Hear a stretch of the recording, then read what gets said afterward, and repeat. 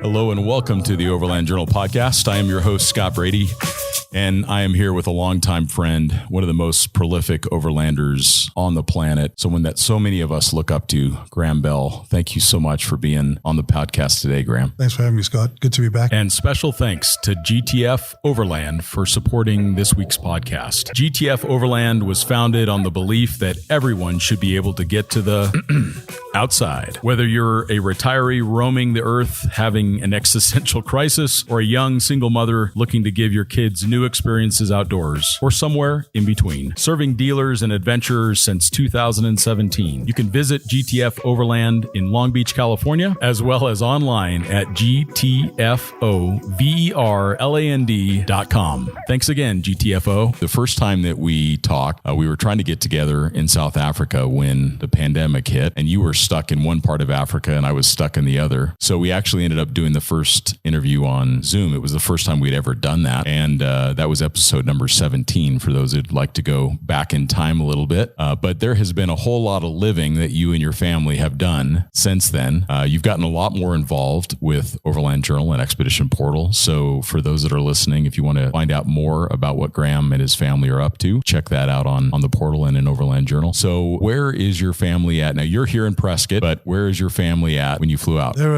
enjoying the sunshine in Guadalajara, enjoying the space without me to use up resources. When you leave, because you guys spend every day just about 24 hours a day together, we've talked a little bit about how you guys find your moments of space and stillness and that kind of thing, but how does it feel for you to leave them on a plane and to go away, kind of going on business trip? And then how does it feel for them? Have they shared with you what they're up to and how that dynamic changes when dad's gone? We were talking about it. It was the last time that we were apart, more than a couple of days, and it was years ago. Yeah.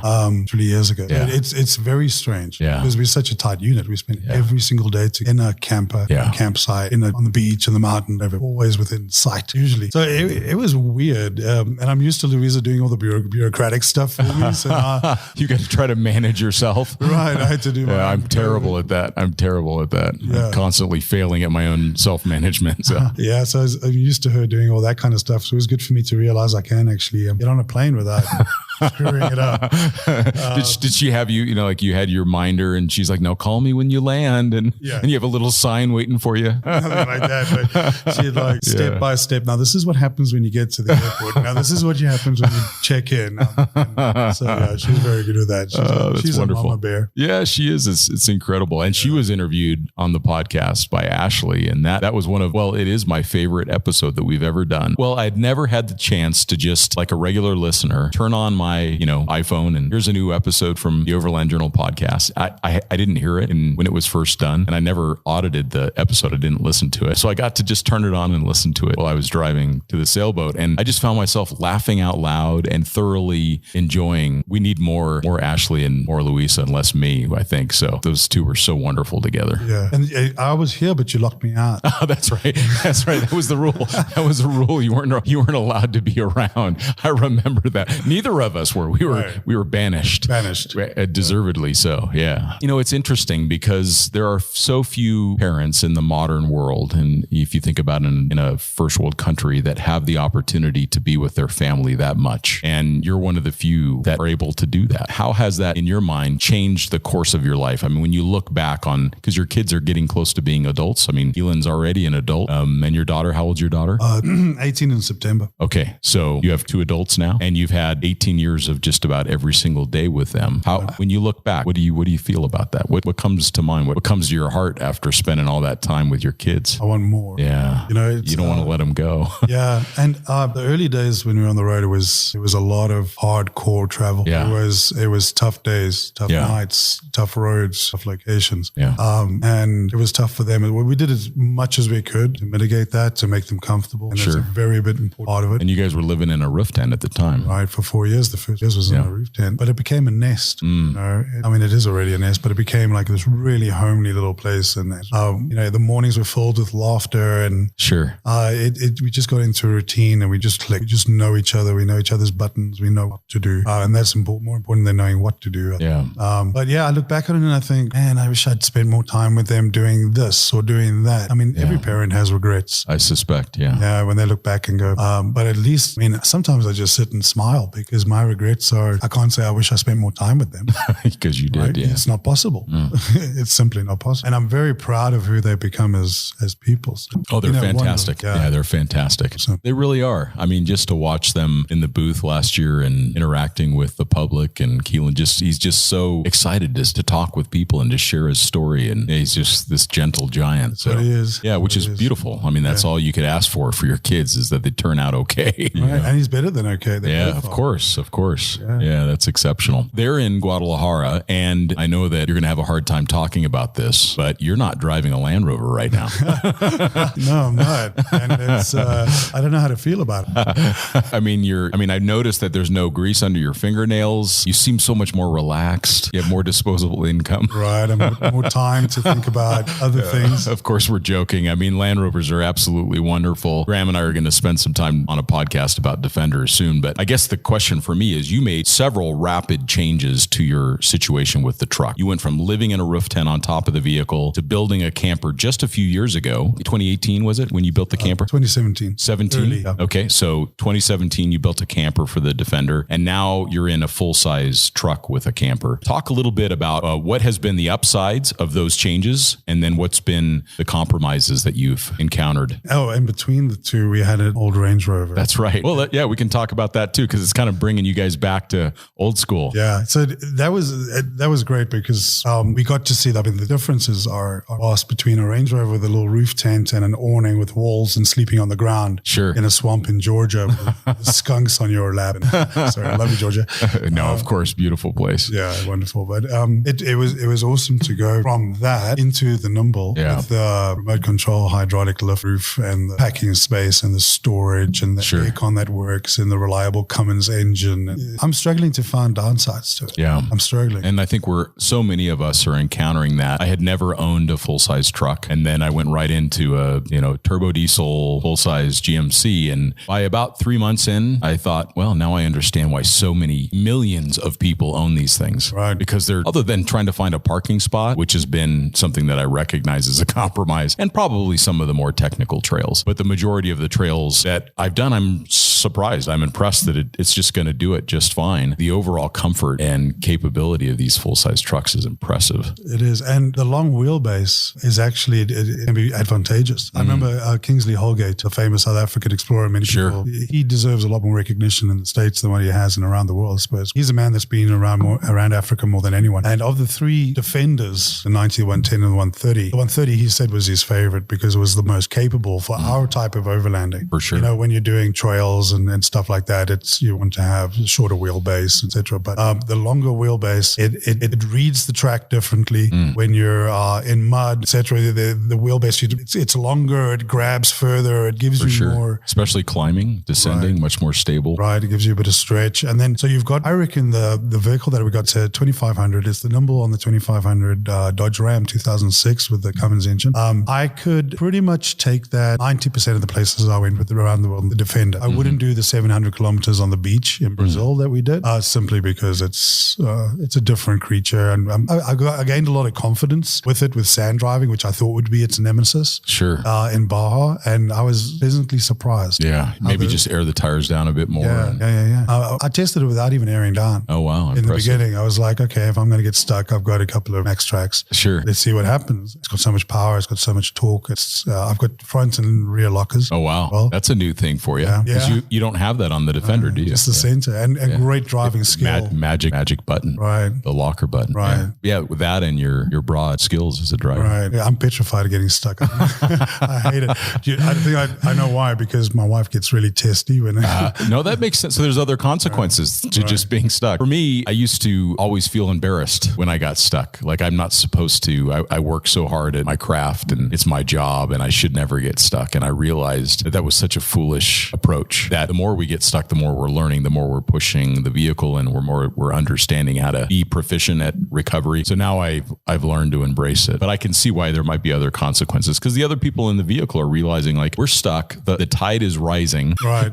It feels like the consequences are much higher. Right. And we always travel solo. Yeah, so when we were traveling, when we crossed the Amazon, I would be very careful to take my time, assess the situation, adjust my driving style accordingly, even be patient and wait for someone else to come along and see what they did wrong. Right. And I never got stuck. Like, I mean, the Land Rover was so full of mud you couldn't see out the window. Did you do the B29 road? No, we crossed from Belo Horizonte. Okay. No, I'm lying. Balvista. Okay. When you come down through Venezuela. Okay. You drop down and then you go Balvista. Balvista, we went to the top of the Amazon to from Linden to Latham to British Guyana. That's a very remote area. Right. But it has carnivorous butterflies. That kind of gets you worried when the cute things are eating flesh.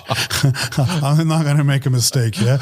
And then we went through from French Guyana into Brazil and then down to Macapá again through the jungle. And then we were on the Amazon River for 3 days. Incredible. Right. On a ferry with a vehicle? Right, on the ferry. Wow. Yeah, that was cool. What an incredible experience that would be. Right. So you're not really finding much downsides then with a full size? Yeah. Well, I think the biggest problem is, as always, is me, right? So you guys grew up with full size vehicles, sure. Right? So it's a new thing to drive. Right. I'm not used to that width. Yeah. Right? And the length. Let's say, for instance, in Mexico, Baja, where you've got those skinny roads. Yeah, Mex 1 is very narrow. Right, with a 2-inch shoulder. Sure, if you're lucky. And a 6-foot drop off, and trucks coming the other way. Yeah, that's terrifying. And I have to get used to the width. And I'm always watching my right-hand mirror and just seeing where that line is in relation to the tires. Sure. But it's been a while now and I'm getting used to it and I'm getting better at it. The other drawback would be Mulegé, for instance. You know, sure, small town. Tiny little roads and trying to figure your way around there without giving someone a reason to give you a nice big chair like golf or something. You know, yeah, sure. Hitting a car or a wall. But then you get to you go through like Mulegé and you get to the other side and here's some guy with a freaking Class A or a fifth wheel. And you're like, true. There's only one way in. How did he do that? And I'm stressing about with this little nimble. Right. Oh, well. And that really has been the limitation. It surprised me how effective it's off-road on the trails. Yeah. On the beach. I'm struggling to find, and the fuel consumption is great. Is it similar to the Defender? In fuel consumption? Yeah. When I put the big fat box on the back of the Defender, I used to get 20 odd mpg and it went down to 16. Yeah, sure. And the engine's getting older. But the nimble, I get an average of about 15 mpg. That's running the aircon. Yeah, sure. So I'm getting all of this power. I'm getting all of this space. I'm getting all this touch wood reliability. Sure. Is that why you have a wood bracelet on? Yeah. You can constantly, you are a Land Rover owner. You can just constantly be touching wood there. I'll tell you the story. I'll tell you the story quick. I'm not superstitious about much, but when it comes to the Land Rover, I don't mind being a little bit superstitious if it helps. Whatever you can do, sure. Right. And I used to actually for years carry a little piece of wood. It was ridiculous. I would transfer it from my trousers to trouser. And I always, and people say, how's the Land Rover? I'll give it a rub. Yeah, it's fine. And we're in Argentina and the kids found a broken wooden necklace and then they made it into a bangle for me and said, well, nowadays you don't have to keep a piece of wood in your pocket. And that's just become kind of our trademark. I like it. Yeah, because it's all about, how's the Land Rover? Oh, it's good. Rub.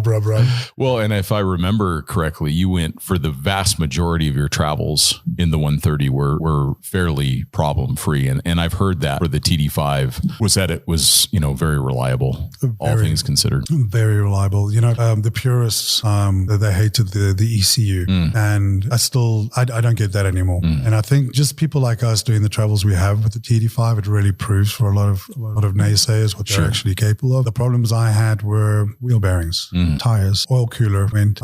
Usually the steering system gives some trouble. No, nothing. No leaks or anything. No, but one of the tricks I learned, never turn your wheels when you're stationary. Okay. Never rest your foot on the clutch. Never rest your hand on the gear lever. There's a bunch of these little habits that you can do, which over time help to preserve these systems. So that like makes sense. Steering, you're putting so much pressure on if you're standing still and turning the wheels. Sure. Unless you're on dirt or whatever. But the steering hasn't been bad. And I'm really good at, just because I'm paranoid of breaking down, I try and maintain her as well as possible. And my butt knows every little shake and bump and wiggle. Sure.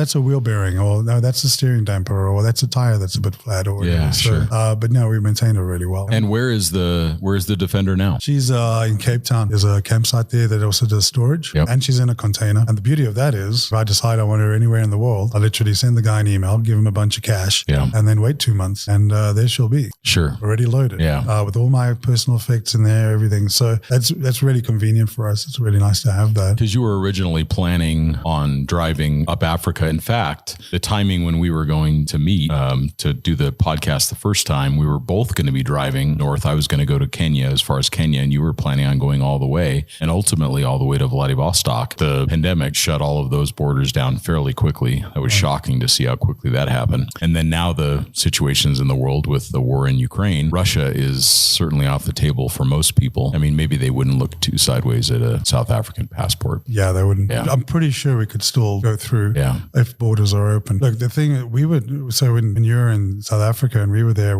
there was a lockdown in South Africa. Correct, yeah. And we were taking the pandemic seriously. We self-isolated and we were very careful, but we still wanted to travel. Yeah. So as soon as we saw the borders were opening up, we hit the road. And during the pandemic, we went through Mozambique. How was that? It was hot. And we had to jump through all these hoops because of the COVID tests. Sure. So we couldn't just drive up to Tet and then go over to Zambia or Malawi. We had to first do this main jungle route and around and down to, I think it was Beira, where we could get a COVID test. And then we had to shoot up to Tet. And if you know Mozambique, as you do, there's no such thing as shooting across anywhere. And the roads were just horrendous. It was beautiful. It was wonderful. We loved it. And got to Tet, and then we had so many problems at the border getting into Zambia. There, the corruption just went off the hook. And then we got they had fewer prey. Right, exactly. There just wasn't people at the border. Right. And so we tried to get into Malawi, and they tried to charge us $500 little fee. And so we turned around and left, and the helpers were running, the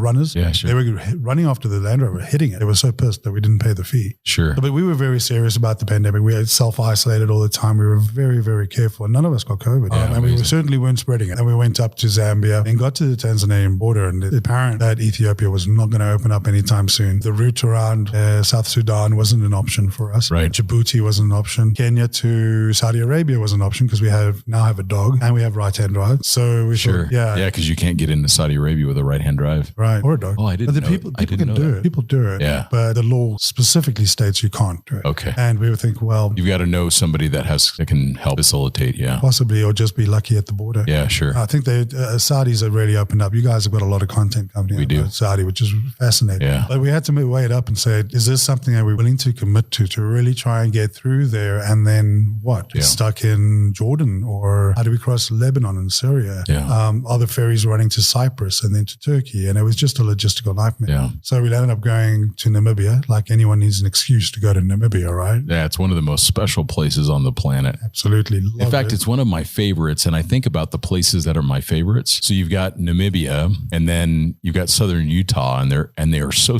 I mean, it's the red, maybe it's something about the red deserts that I just really love. In fact, it's funny. I don't remember the guy's name, but he came up to me at Overland Expo and he says, the one place that you talk about in every podcast, except for these, he could actually list the podcast that I didn't mention it, was Ushuaia. So I'm going to say Ushuaia on this podcast just for him because it's been, so yeah, that's funny though. It's funny how we mention the same things over and over again, but Namibia is really special. Yeah, your mind just keeps going back to it. I mean, and the beauty and the difference between Namibia and Utah is that you have the Himba people and you have wild lions, wild elephants. And you have those massive expanses where you could have the greatest adventure or misadventure. But at the same time, in a couple of days, you could be in a game lodge sipping an ice cold Windhoek, having a braai, watching the elephants at the waterhole. So I really encourage people who are nervous about international overlanding. I do it a lot. And I know I wrote an article for Overland Journal where I again encourage people, fly and drive. And if you want a fly and drive option, which is simply superior to anything else that I know of, Namibia is the place to go. They've got the vehicles. They've kitted Land Cruisers. And it feels so safe there. And it's very open, a lot of wild camping as well. Yeah. And you can have basic experience or a safe experience. You can join guides, or you can have,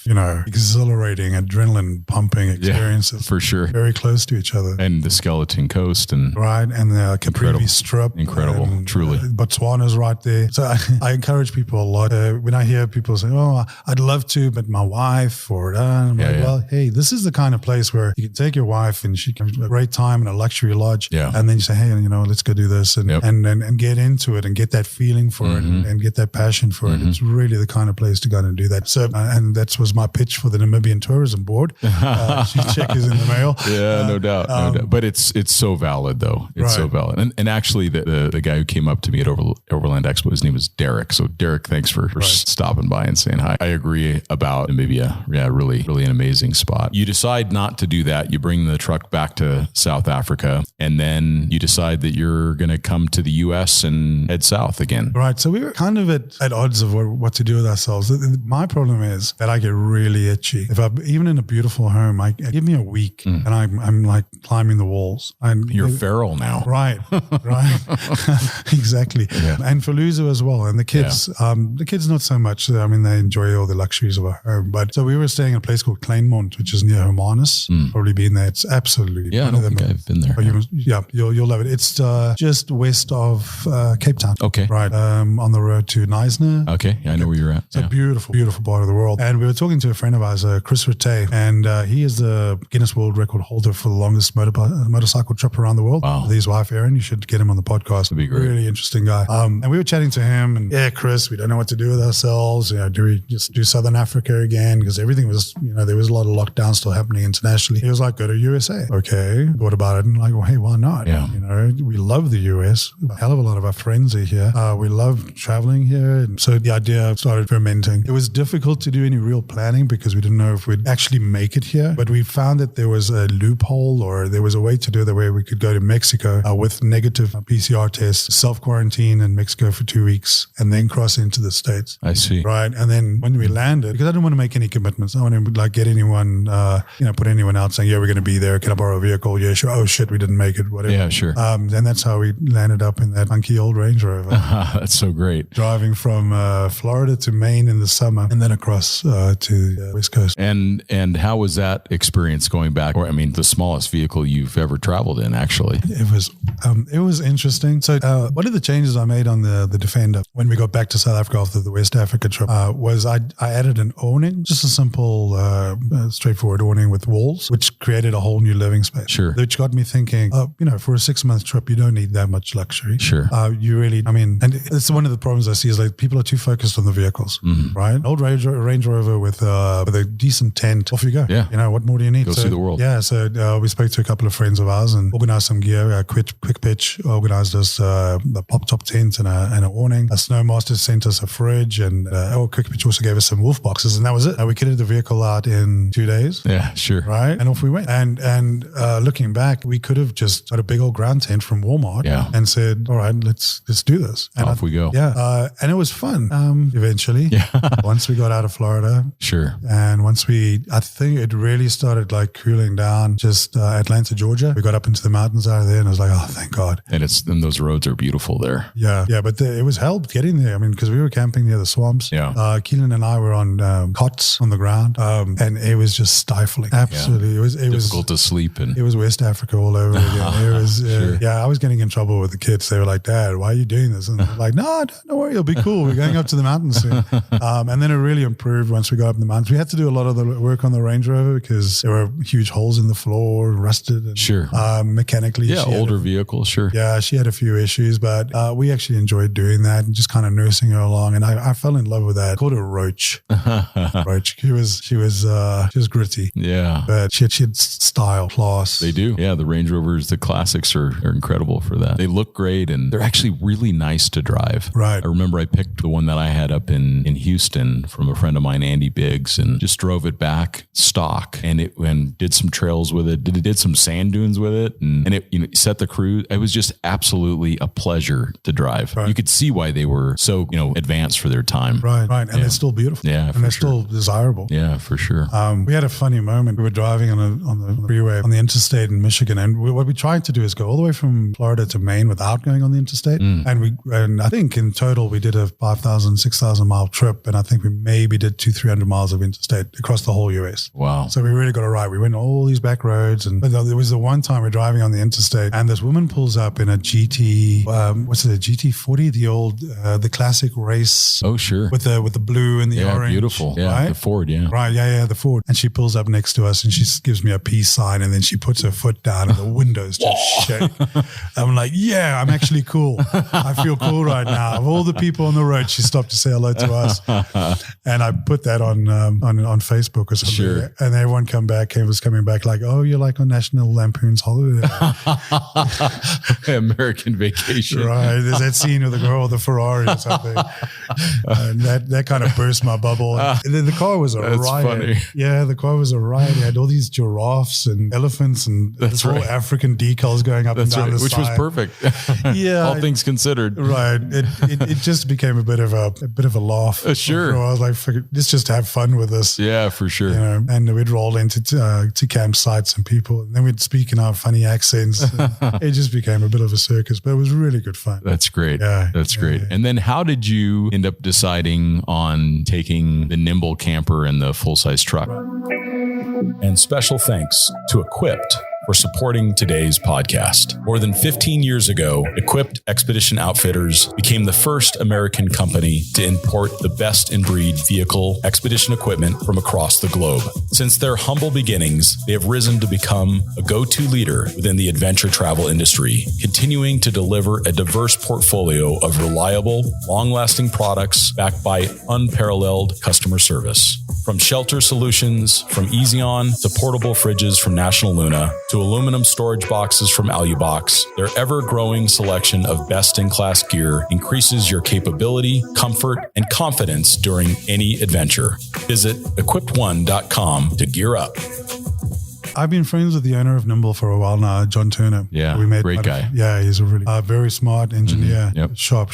His whole team's very sharp. And so I'd put it out there on social media in South Africa when we said, we're thinking of coming to America. We might need to borrow vehicles. Anyone got something? And he was one of the guys who came back and said, look, I've got this vehicle. We're going to be using it a little bit. When I'm finished with it, it's yours. You can use it as long as you want. You're not going to say no to that, right? No, I mean, because especially the comfort that comes with that camper. Right. When we dropped off the Range Rover and then I went to John and picked up the Nimble, and I was like, you can imagine it was like going from a kiddie's go-kart to a spaceship. Yeah. Right. Well, you probably felt like you won the lottery. Right. The kids were so happy. Yeah. And Louisa was so happy. It was just, it was really comfortable and capable, and it was liberating. And is it a 4-door, like a full-size 4-door? Is it just the extended cab? Or? It's the extended cab. I think what you call a quad cab. Or so. It's not a crew cab. Okay. It's not the full reared seats. Big enough for the girls. It is big enough. Okay. Yeah. But it was strange. They actually went from the Range Rover with that huge back seat made for executives and fat politicians to the back, and they were complaining about that. But all the other stuff made up for it. Sure. And so we used having a shower and everything. Right, having a shower and aircon and the little lights that glow underneath and the roof that pops up. Sure. What was it? A 70-gallon water tank. Yeah, luxurious. Water, everything. Yeah. It was a big change. And then so we used the vehicle for a while. I'm trying to remember where we went because we've been all over. But we went across down to Alabama Hills. That's gorgeous there. Right. And it was the middle of winter. So we went, it was snowing, and then we went up to visit a friend near Boise, and then headed up north. We were looking, there was a lake up there we wanted to get to, and we landed up Coeur d'Alene, maybe? Probably, yeah. Yep. And we landed, the road was closed up ahead. So we saw the sign saying road closed. So Louisa found a route around it. We went up into the mountains, and the sun set, and there was 2 feet of virgin snow on the ground. I'm South African. What do I know about snow? Right? Very, very little. And we landed up driving through that snow, camping. We came out the other side of the mountain, dropped down back onto the main road, and it was exactly where they closed the road to go north to the lake. We thought we'd driven around the diversion, and we just drove to it. Oh, no. So, yeah. You had an adventure, though. Right. It was awesome. I mean, it was the first time I'd used this vehicle in an off-road, environment, and it was spectacular. It didn't disappoint me at all. And you said it has lockers. Right. I didn't use the lockers. Yeah. I didn't even use the lockers. Yeah. What size tires on it? Back then, it had 275s. Okay. 18s. Sure. Yeah, so they weren't even big. Yeah. It looked absolutely silly on that vehicle. Sure. And now you have some bigger tires on it? Right. Yeah. So those were the general tire, the all-terrains, and they did very well in the snow. Very, very well. And anyway, so we came over, and then we realized, well, we're not going anywhere. It's midnight. And there was just a pull off on the side. We went and cabined in the snow and ran the heater. And eventually we were getting hot. Yeah, because 4 people in the car. Sure. Right. No, Keelan wasn't with us. He was somewhere else at the time. But Louise was like, this is a game changer, right? This is, we can camp like this and comfortably in the snow, in the cold. And yeah, so we kind of started falling in love with the vehicle. And then I was chatting to John the one day just on a messenger or whatever. And I was like, I could drive this thing to Russia, and he goes, well, why don't you? So, okay, that's a new idea. And he was quite serious about it. And I think it's good for the company to see travelers like us using that kind of vehicle. And it's good for their potential clients and for the audience to see, because especially for us going from something like the Defender to a vehicle like that, and then still having the same kind of plans, ideas, routes, etc. Sure. So I think it's great for them and it's great for us. So it's a good idea. Yeah. How far do you think you'll take it south? It's difficult to say at the moment. Because Mexico's a really nice place to spend time. Right. And when we came up to the US the first time in 2015, we kind of blasted through Central America because we were trying to get to the Overland Expo where I was going to launch my first book and become famous and incredibly wealthy overnight. And it would have happened if it didn't snow all weekend. That's my excuse. It's not. Was that the Snowmageddon? Jeez. That was the Overland Expo of 2015. We really didn't give Central America enough time. Okay. We definitely want to go visit there a bit more. And now we've got left-hand drive. Sure. It's no longer an issue. I can go to Costa Rica, and with the Defender, I couldn't go there anyway. Correct. So I'm talking to the Nimble, and I'm seeing now, I know like what suits them. I mean, it's John's personal vehicle. Sure. It's his vehicle. I mean, I think he's got another van he can sort of, but He's got a very cool black van with a U-joint off-road conversion, solid axle conversion on it. Yeah, very cool. Yeah, but it's not the nimble. It's not. That's true. Right, in terms of comfort, etc. But so the point is what works for them, what works for us. I mean, if you know anything about us, is we kind of live on the fly. Sure. We make decisions as opportunities arise or routes change or things happen. And then you make a plan. Right, and we make a plan. Yeah. So it could be, if they're happy and we have enough time with it, we can go down all the way down to South America. Sure. But because the vehicle's so great in the cold, I'd really like to do a bit of Canada, maybe Alaska in late winter. Smart. To be confirmed. Yeah. I'll let you know when I know. I'll let you know when Louisa tells me what I'm doing with my life. There's an easy way to ship just roll on, roll off back from Panama, right? Which is what I did after I got to the Darien Gap. I just shipped roll on, roll off. It was easy. Right to Houston. Yeah. And it's much cheaper than container these days. No question. And the nimble is the way it's designed. You close it up. They're not getting in there. They need a Sawzall. Yeah, for sure. And I mean, that's a game changer. That's right. Yeah. So now you're paying a third of the cost for shipping, and you can put all your stuff in there and you don't have to worry about it being stolen. And I couldn't lock up the vehicle that I had, but nothing was touched. Right. I mean, the Panamanians, they were great. You were talking to Marty Mish yesterday. Yeah. And they said they've rode a few times. They had no problem. issue. Yeah. I mean, it can happen for sure. You can find the random person that wants to rip you off. But I think that there's just a lot better controls and processes now. In fact, the port in Houston felt like a third world country compared to the Panamanian one. The Panamanian one, they were professional, and I mean, they showed up with the dogs and they were sniffing for drugs. I mean, and these guys were very professional, like not even a hint of any kind of impropriety. So, but that's the core of their economy down That's there. right. They take it very serious. Right. They can't afford a bad reputation. I would agree. Yeah. So that's something to consider. It'd be easy to roll on, roll off back to Houston, and then you're back in the U.S. and ripping and tearing. Hell yeah. Yeah. I mean, we love traveling in the States. Yeah. And we really like now with the vehicle, with the nimble now, and it gives us a capability to travel in winter. Yeah. Which after West Africa and the Georgian swamps, man, being cold is such a luxury. It's a different thing. It is. I love it. Yeah. I love it. Absolutely. It's so comfortable. It's nice to travel. And so new for you guys. Right. Something so different. Right. I mean, you were lucky if Lesotho got the right amount of snow. And I did happen to get stuck in a snowstorm in Lesotho one time, but it doesn't always do that. I mean, I think it's one of the few ski areas in South Africa. But and it would be a very good training for us, learning how to travel. I mean, you'd think after all the traveling done around the world, but in the beginning we were chasing the sun. Sure. Right. And now we are getting to the point where we're saying the sun's too hot. Right. Sure. Let's change it up a little bit. So I think this will be very good for us to learn how to live, camp in the snow. Yeah. Snow is such a weird creature. It doesn't do what you think it's going to do, and you can make fire on it, and it's great for peeing in. I don't know what I'm talking about half the time. Your inner dialogue is still the same thing we're all thinking. You're just saying it out loud, so we appreciate that. Right. Canada and up to Alaska when it's still deep in snow. It'll get you ready for Siberia. Right. Or Mongolia. Right. Or whatever. Sure. Yeah. And once you've taught yourself and you know your limitation, then that just opens up your opportunity. No question. Yeah, no question. And you could find, I mean, there's Kunin Mariki from Land Cruising. They took that old Land Cruiser of theirs. Incredible. And they drove across Russia in the winter. Yeah. They had to do some winterization. Yep. And they have a great website, by the way. Yeah, Carrie and Kuhn are amazing. Yeah. Land Cruising Adventures, right? Right. Yeah. And there's two overlanders, overlander couples whose website I use a lot. The one is Graeme and Kuhn. Yep. I wouldn't say I use it a lot, but if I do need information, that's where I go. If I want to see winter driving through Russia, I'll go to theirs. Sure. Right.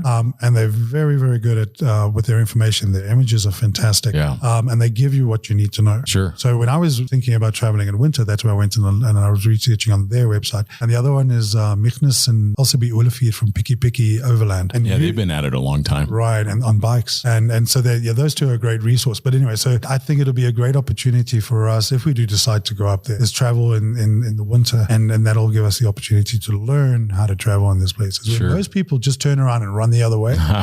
Sure. Right. And I think there's a lot of great opportunities in having a unique experience. And it's something all new for you guys. Right. It's something totally new, a new environment, new places to explore Canada, which is just gorgeous. It's just gorgeous, truly. Right. And we haven't done really, we've crossed Canada, going up to Alaska. It's a whole nation that we've barely scratched the surface of it. And what we did see was absolutely sublime. Yeah, it is. And the people are incredible. Right. And the way I understand traveling Canada is you have to have some kind of flotation device, a kayak, a canoe or whatever, because I mean, in the old days with the trappers, there's routes and roads where you can travel, but much everything else you access by water. Interesting. Right. And I've got a friend, James Raffin. He's a member of the Explorers Club, as am I. And he was, I think, Canada's Explorer of the Year Okay. 2021. A wonderful man. He's serious, a professional. He's a writer. He's been writing since the 80s. Avid explorer. Fantastic guy. And I've been talking to him a lot about Canada, and he's like, that's the way to go. You got to get on the water. That's where you're going to see all these things. Okay. So yeah, I think that'll add an element to it as well. Maybe not in the dead of winter, right? But there's so much to see and do in this beautiful planet. Well, even things like doing dog sledding is incredible. I mean, especially if you can find a place where they take really good care of the dogs and they're treated properly. So you have to do some research. But if you can find the right place and have that experience, it's just incredible because you guys love dogs and so do I. And to interact with them in that way, in that ancient way, because dogs have been, teaming up with people for a long time. Right. So I don't think we'd be anywhere near where we're at without our relationship with dogs. Right. It really helped us. And you should see the wolf that I'm traveling with. So tell us about your dog. What's the name of your dog? And where did you find your dog? It was strange. Since we started traveling, there's so many stray dogs you see, especially in like Central South America, Turkey, or such a beautiful animal. Yeah. But we've resisted adopting an animal. I just had this, like, I've got enough on my plate as it is. Yeah, I don't want tight confines and sure. Right. And so I resisted. And the kids and Louisa, they would always be like, oh, come on. I'm like, not going to happen. Forget about it. And it's the one thing where I actually had a veto. You got to pick your one veto, and that was it. Right. I don't have any other power in my family, but that's the one thing. And it was something clicked in Louisa after West Africa. We were taking care of a friend's house, the guy that owns Quick Pitch. Okay, sure. Well, Quick Pitch, North America. We were at his house and taking care of it. And they had a bull terrier. His name was Dayan, like Moshe Dayan. Okay. He had a black patch around his eye. And Louisa just fell in love with this dog. And she just started hassling. But it was a campaign. You were teamed up on by the whole family. And I was... Soften you up. Yeah, forget about it. One goes for your kidney, the other one goes... Yeah. We were fixing the Land Rover. The gearbox had broken in, I think, Nigeria, but we got it all the way to South Africa somehow. And we were doing a lot of work on the Defender. And every day I'd sit down and I'd light a fire because he had an built-in, like the South Africans do, a built-in fireplace where you actually cook meat. Sure. Like a braai, a built-in braai, we call it. And so I'd sit down, light the fire, and I'd crack a cold one, and she'd wait until I got to the second cold one, and then she'd start with, we should really get a dog. It'll be good for Jessica. Keelan's going to leave, and she's going to be lonely, and she's, and she just started, and I was like, forget about it. And a few days later, she'd do the same thing. This carried on for like 3 or 4 months. Relentless. She did the She's very focused. She's very focused. Laser focused. And eventually I gave in, and I was like, okay, well, what are we looking at here? And she said, well, just get a little dog, right? You won't even know he's there. And just adopt it. We're like, okay, how bad could it possibly be, right? And next thing I know, we're taking this little rat doggy thing. He was covered with dreadlocks. He'd been on the road for 2 months. Poor guy. It was a Yorkshire Terrier. Okay. It didn't look like those other Yorkshire Terriers. It looked like, this just little zombie beast. Turned out to be absolutely insane, right? Because he'd been on the road on his... And I think the reason, because they were hunting dogs. Sure. They were bred to hunt rats and that. Sure. And I was like, yeah, okay. And I didn't take the dog seriously until we were at a friend's house and there was a huge rat running around, and this little thing took it, broke its spine, threw it in the air. And I'm like, what? It's a real dog. It's a real dog. And then, ever since then, it's been so really, really, really good for the family. Now he's your buddy. Yeah, he's my buddy. I love it. He's my number one buddy. I know. Yeah, they're so wonderful. But whenever we drive, we got this routine. As soon as I slow down, he runs up, whoop, and he'll stand on my arm and he'll look around. What's going on? He attacks people. He doesn't attack people wearing uniforms. Oh, interesting. That's a good thing. Right. Yeah. Like police and military uniforms, you won't attack them. But if you walk over wearing a work uniform, like with black boots and blue trousers, he'll attack you. So we're just thinking, so he's been through all around Southern Africa up to East Africa. He's traveled with us the whole time now. There was a home invader in South Africa. A guy walked into the house. He chased him out. Wow. Yeah, that little dog chased this guy out of the house. Could have saved my kids. We weren't there. Sure. Because, the situation in South Africa. He attacked a snake in Mexico. He'll hike 20 Ks and still want more. So he's, and for the whole family, he's forced us to be more energetic. Yeah. You have to walk him every day. You have to walk him 3 times a day. Sure. He breaks our focus when we get negative, especially Louisa, when she's getting a little bit down in the dumps. So just pass him over and the day emotional support. Exactly. We all need that. Yeah. He's been really good for the family. I can see it in you right now. You're pretty excited about your little guy. What's his name? My dog, Chewbacca. Chewbacca. Great size for traveling. Doesn't shed. And once you're around, so I'd always thought it was a negative traveling with an animal. I thought it was a really bad idea, and I still think the Great Dane is too big. Sure. I've met a German couple in Morocco with a truck and a 3-year-old and the Great Dane. Like, what are you thinking? Yeah, exactly. But they can actually, they add a lot to the the journey. Well, I think about Benji and his defender, right. and the fact that he finally found the right pup in Central America somewhere. I think he was at. Yeah, that was great. Yeah. Or somewhere in Mexico, maybe is where he found him. And then the next time I saw him, we were walking through Hyde Park in London, and he's got his same pup, and just changes his life for the positive, I think. Right. And I think that's, for some people it won't work. Yeah. But I think for us, and as well now the kids are getting ready to leave, right? So when Keelan's gone, Jessica's moved out, then it's going to be emptiness syndrome. Yeah, sure. So it'll be good for all of us, I think so. Yeah, no, that sounds right. So how long have you guys been traveling? What year did you leave South Africa? We're out of here. Well, 2010 was our first major international trip up to Kenya, to the Kenyan border. And then we came back from that and just bitten. So now you're 12 years in, just a little bit over. Right. And looking back on that, and what we're finding with the overland industry is that there's so many new people coming in that want to travel. Remote work has now allowed people to hit the road, and things like Starlink are changing the entire experience,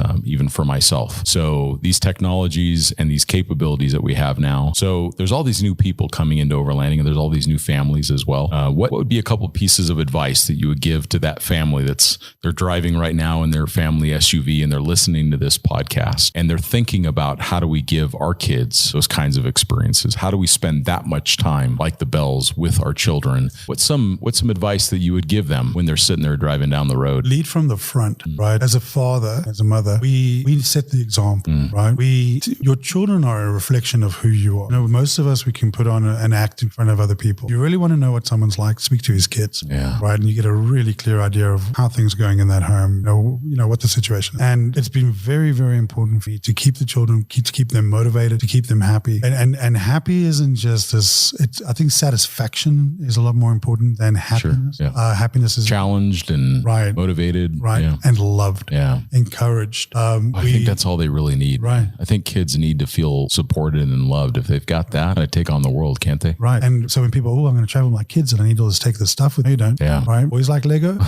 Girls like Lego. Everyone likes Lego. A little bit of Lego. Coloring in books. A scrapbook where they can tell their own story. Collect little memories from the road. Sure. I think those are the important things. It's having conversation. Yeah. Taking a walk together. Yeah. Just one-on-one. Yeah. And just talking about, and it's a great sounding board because you get to talk about what you want to talk about, how you're feeling and the challenges you're facing, so that they understand what's going on in your life. Sure. But then you can speak to them as well, and you can know what's driving them and how they're feeling. And I think that's communication, respect is very, very important. I see that. I see how you respect your kids, how you talk to Keelan. You talk to him like, a fellow traveler, like another man in the home. So, and he's earned it. Yeah, for sure. It's weird when we get into a normal environment like a house and with all the comforts and stuff, we can get a little bit nitpicky with each other. Sure. Right. But when the dwang hits the fan, we're there together and we take care of it. And I think I told you a story before. We had a breakdown in the middle of Congo. Yeah. It was a Sunday. There were a lot of drunk people around. We had a Japanese hitchhiker in the backseat. Jessica had malaria. And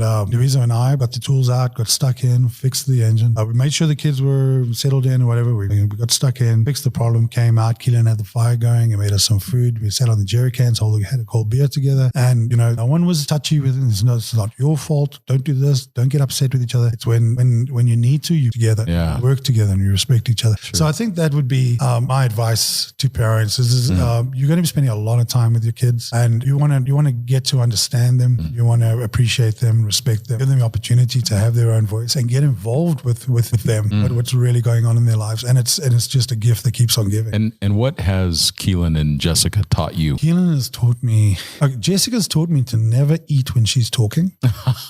Okay. Because she's got the most wicked sense of humor. The food ends up everywhere.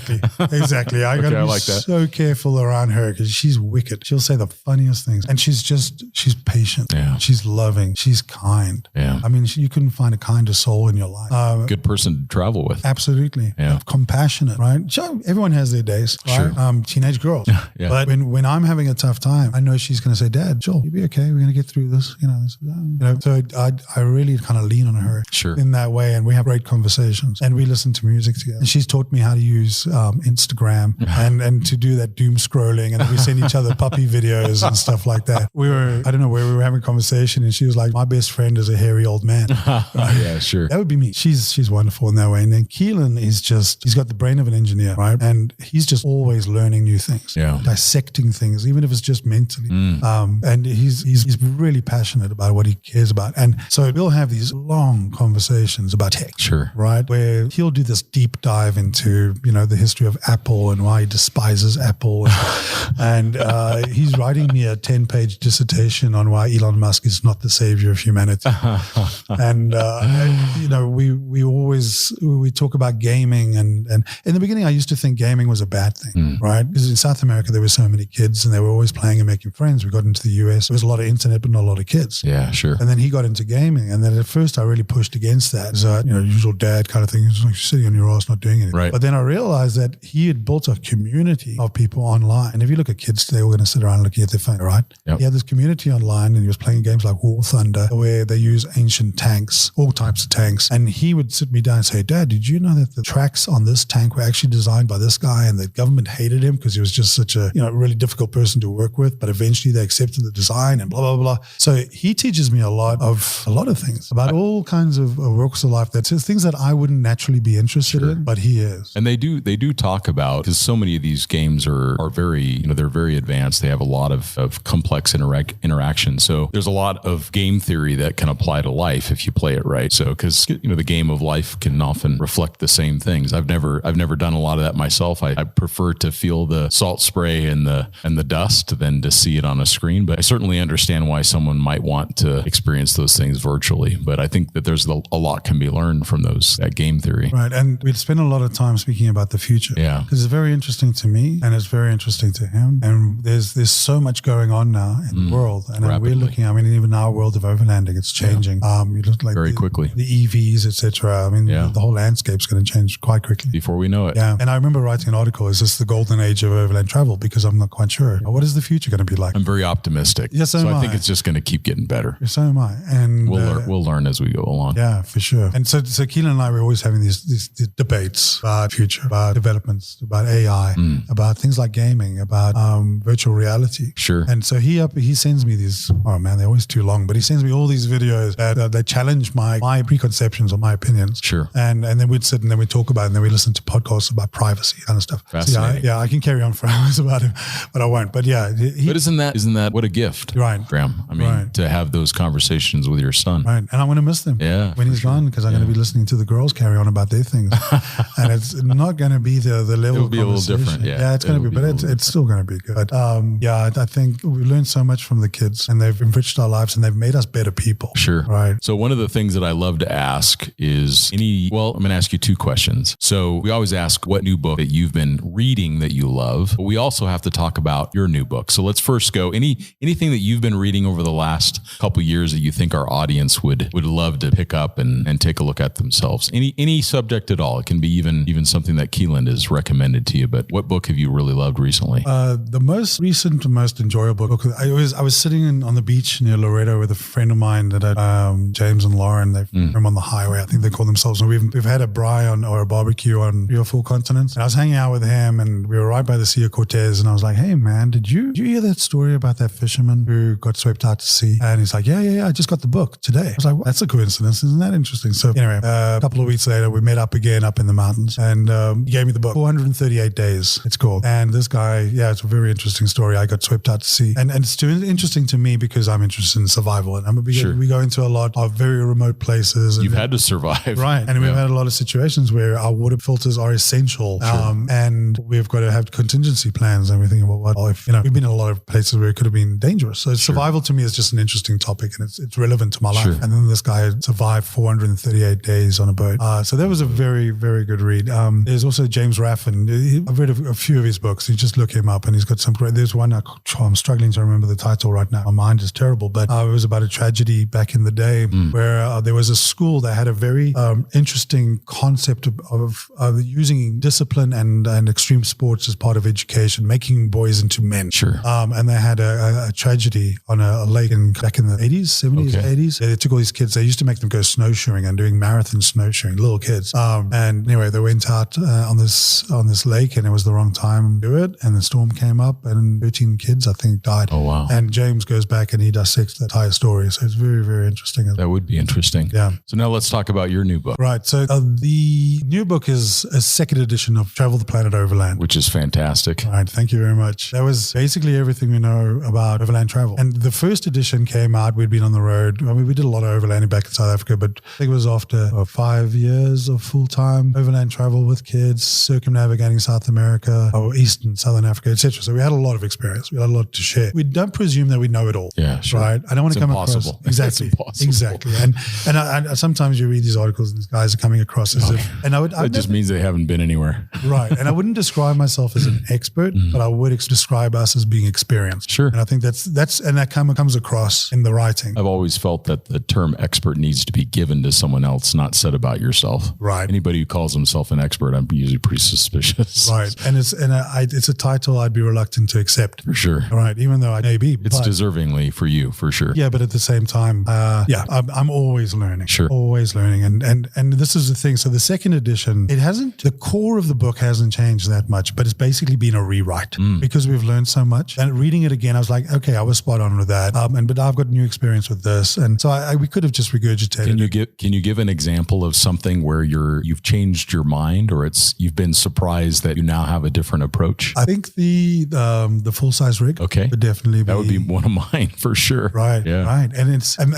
Okay. Well, speaking about that, it's like going from Defender. People, I remember when we started using the Nimble and people were like, oh, you're getting soft. And I was like, didn't I just spend 6 months in a freaking Range Rover driving, like sleeping in swamps and stuff? No, they say haters are going to hate, right? Right. The point is more that I realized that the capability and the relative luxury of that vehicle, I ripped out the microwave, and I'm not going to use stuff that's superfluous. But when you have a good night's sleep, when you have less to worry about on the road, when you're capable off-road, you've got more energy and time to think about destination, to think about experience, to think about... There's no award for suffering. I mean, it's like you don't like win like the gold medal for suffering. Like that's something that is unfortunate that happens to you. Right. It's not something that you have to do in order to win someone's respect. I think that getting a full night's rest and being able to like absorb more of your experiences and maybe have a heater when it's cold out. Right. There's nothing wrong with that. It creates opportunities. Sure. Because now, you've had a rough day. It's dusty. It's dirty or whatever. You know what? Okay, we're going to use a little bit of water and have a shower. Yeah. Right? Man, the whole day just gets so much better. It's incredible. Right? Yeah, and then the next day you're ready for it. Yeah, sure. As opposed to going to sleep covered in dirt and grease or whatever. Yeah, sure. So that was very interesting to me. I don't think I could be convinced that the big trucks is the way to go. Yeah, sure. The next step up. Right. I don't think I'll be coming out with the next edition in 5 years' time and saying, I was right, I was wrong about Unimogs. But I think, so the big rigs, you've got space capability, all of that, I think, which the trucks offer, but without all of those downsides. Sure. So it's a great compromise. So I think that's one thing that I realized I was wrong about. Other than that, I'm a genius. There's nothing else. They'll have to read the book to find out what the differences are. I'm trying to think. There's a lot of words. So totally rewrote it. It was supposed to be out. The book was supposed to be out a little while ago, but we weren't happy until it was right. Sure. And I mentioned James Raffin again, and he said, send me the draft. Sure. I sent it to him, 340 pages, and he edited the entire thing. Wow. Yeah. And what a gift. Yeah. And I was like, I wasn't expecting that. So then we did the revisions based on that, and which I think is going to mean it's going to be a higher quality. Nice. The quality of the book, it's quirky. My books are always a little bit eccentric. Yeah, but I love those little stories at the back of it of the other travelers. And I just think it's a very enjoyable read. I think it's so easy to just try to do this academic approach of how I see someone should overland. Whereas you're like, this is what worked for me. This is what didn't work for me. Yeah. And I think that's a lot more honest. Yeah. Here's the story of why you shouldn't do what I did. Right. And so there's a lot of that kind of stuff. So basically we wrote the book. A lot of the good stuff is in there. A little bit of the format has been changed. All new images, new cover. The design, the layout is going to be beautiful. So yeah. Fantastic. Yeah. We were excited about it. I'm glad it's done. And how do people find the book? Basically, I think the best way to do it was go through our website. Your website is still A2A, or what is the current website that you guys are sending people to? It's A2AExpedition.com. Okay, it's A2AExpedition.com. Okay, got it. For now, it'll probably be listed on Amazon. Okay. We did do a Kickstarter for it, so there's 300, 400 copies going out straight out the door. Sure. But then after that, it'll be available through our website and on Amazon. But it's obviously a lot better if people buy the book from us. Sure. Because then we make the profit instead of Jeff. For sure. Yeah, exactly. Yeah, he can go to Mars. You're just trying to make it to Siberia. So if he doesn't mind. That's okay. For sure. The last thing that we like to ask, and You did give an answer the last time, which you may or not remember, but I'd love to see what the new answer is. For someone that's new to overlanding and they want to go see the world, what's the elevator pitch? You got 30 seconds to give them some advice. What would you say? Use what you have. The car that you've got sitting in your driveway, it'll do it. Yeah. You could do Cape Town to Cairo in a Mini Cooper, an old Mini Cooper. Chevaux, whatever. Yeah. You could do South America. Yeah. It's not about the vehicle. It's not about the gear. It's about the mindset. It's about getting out there and doing it and being adventurous and being respectful and opening yourself up to new experiences. Allow yourself to be changed a little bit. Right. Yeah. And be adventurous. Be the kind of person you think you should be and treat people the way you would like to be treated. Yeah. But essentially the golden rule. How about that? Right. But I mean, the greatest obstacle I think for most people is what's inside their own heads. What's holding them back. Start small, go bigger. You don't have to be the world's greatest overlander in the first week because you're not going to achieve that anyway. It takes years and years and years. And even us old veterans, we're still learning all the time. Always. Right. Yeah, that would be. Oh, I appreciate that, Graeme. It's always such a pleasure to spend time with you. Right. I look up to you so much and your family. You guys have done wonderful adventures around the world as a family, which has encouraged so many people to do that. And we appreciate all of the content that you provide to Overland Journal and Expedition Portal. It makes such a difference for us and for our readers and listeners. So thanks for being in Prescott and thanks for going to the Overland Expo, and people are going to be able to read a bunch of new content from you soon. Right. So. Yeah, there's a bunch of good stories coming this way. Yeah, no doubt. All right, Graeme, thank you so very much. Yeah, and thank you, Scott, for the opportunity. You know, when I think when we first met you years ago, we were struggling through it, man. We were first book had come out. I'd like, Louisa, we can do this. We're going to make it. And I think a major turning point for us in our entire journey was when we started writing for Expedition Portal. Thank you. And where we got that first Overland Journal on, and it gave us the confidence and it gave us income. Sure. And it really has been a very, very important part of our journey. Well, we're both helping each other out. It's amazing. Yeah. Isn't that what it's supposed to be? Right. Well, thank you, Graeme. And we thank you all for listening, and we'll talk to you next time.